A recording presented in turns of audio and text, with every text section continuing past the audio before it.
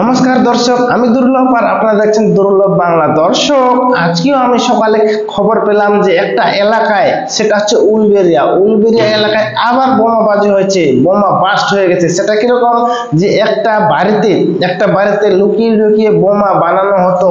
সেই বোমা কারখানায়, মানে যেহেতু সেখানে বোমা বানানো হতো, তো আমি কারখানায় বলছি, তো সেই বোমা কারখানায় কি হঠাৎ মিস্টেকের কারণে বাস্ট হয়ে গেল।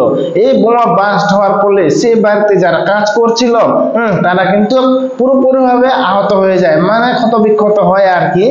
তো এই যে বোমাবাজিটা হলো, আমরা শুনেছি আমরা এর আগে শুনেছি যে সরকার বোমাবাজি, পটকা ইত্যাদি গুলো বন্ধ করে দেওয়ার নির্দেশ দিয়েছে। বন্ধ করে দেওয়া মানে কোনো বাজি, পটকা ইত্যাদি, বোমা ইত্যাদি কোনো কারখানা থাকবে না, সবগুলো বন্ধ করে দিতে হবে।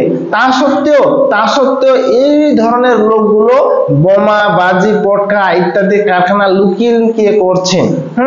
তো সেখানে বোমা বাস্ট হয়েছে, 4 জন আহত হয়েছে, এবং কি বেশ আশেপাশে বাড়ি ভেঙে গেছে, এবং কি আরো ছোটখাটো ক্ষয়ক্ষতি হয়েছে।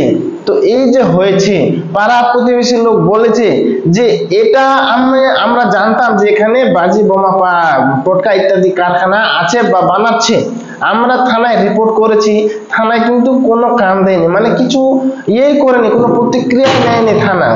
তার ফলে কি হয়, তার ফলে দেশদারেরা বোমা বানাতেই থাকে, না যেখানে সেখানে বিক্রি করতেই থাকে। এবার যদি আশেপাশে কোথাও ঝামেলা হয়, মারপিট হয়, তাহলে সেখানে সে বাজি, বোমা ফোটানো হয়, বোমা ফেলা হয়। তার ফলে সেই জায়গাতে একটা আরো ভয়ঙ্কর একটা জায়গা পরিস্থিতি সৃষ্টি হয়। তার জন্য আমরা থানাতে অনেকবার রিপোর্ট করছি, কিন্তু থানার অফিসার, থানার পুলিশ কোনো এই বিষয়ে কোনো কান দেয়নি, কোনো তদন্ত করেনি। এইবার দর্শক ভাবুন, যেহেতু থানা কান দেয়নি, থানা কোনো করেনি, প্রতিক্রিয়া দেয়নি, তার ফলে বোঝা যায় এটাই যে সেই ব্যক্তিটার নাম হচ্ছে শেখ শামসুলের সঙ্গে থানার তালে নিশ্চয়ই কোনো একটা লেনদেনের ব্যাপার আছে। আর লেনদেনের ব্যাপার থাকার ফলেই থানা কোনো প্রতিক্রিয়া, কোনো নেয়নি, কোনো কড়া পদক্ষেপ নেয়নি।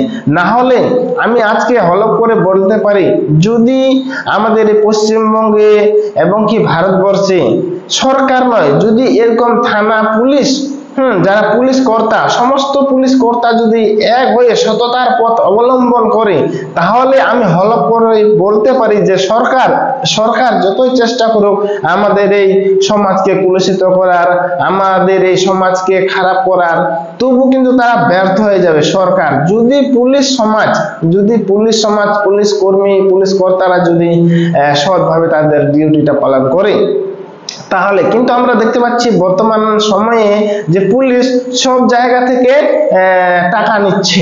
একটা বাইকওয়ালার কাছ থেকেও টাকা নিচ্ছে, তো একটা বোমাবাজি কারখানা থেকেও টাকা নিচ্ছে।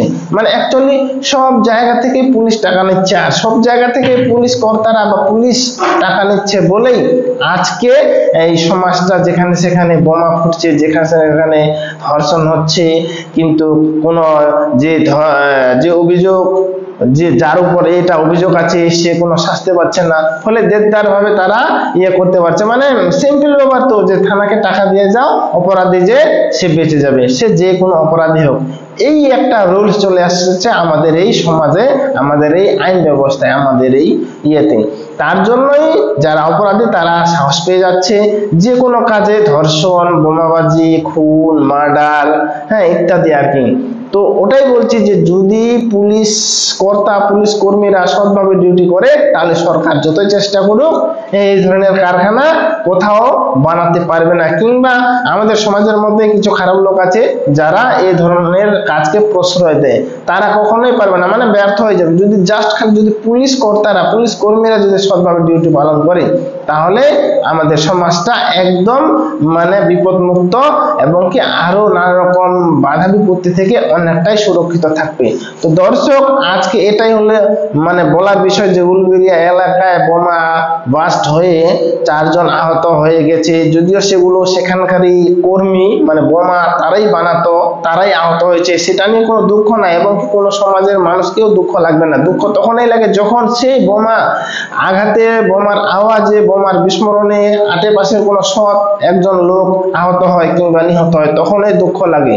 তার জন্যই বলছি দর্শক যে অন্তত পক্ষে পুলিশ কর্মীদের, পুলিশ কর্তাদের এ বিষয়ে একটা মানে ভালো একটা বিশেষ দিক গ্রহণ করা দরকার আর কি। তো দর্শক এই ভিডিওতে এটাই ছিল বলার, আশা করি বিষয়টা বুঝতে পেরেছেন। যদি আমার এই ভিডিওটাকে ভালো লাগে তাহলে আমার এই ভিডিওটাকে লাইক, কমেন্ট, শেয়ার করবেন আর সাথে আমার এই চ্যানেলটাকে সাবস্ক্রাইব করবেন। ঠিক আছে দর্শক, দেখা হচ্ছে পরবর্তীতে, ততক্ষণে ভালো থাকুন, সুস্থ থাকুন, বাই।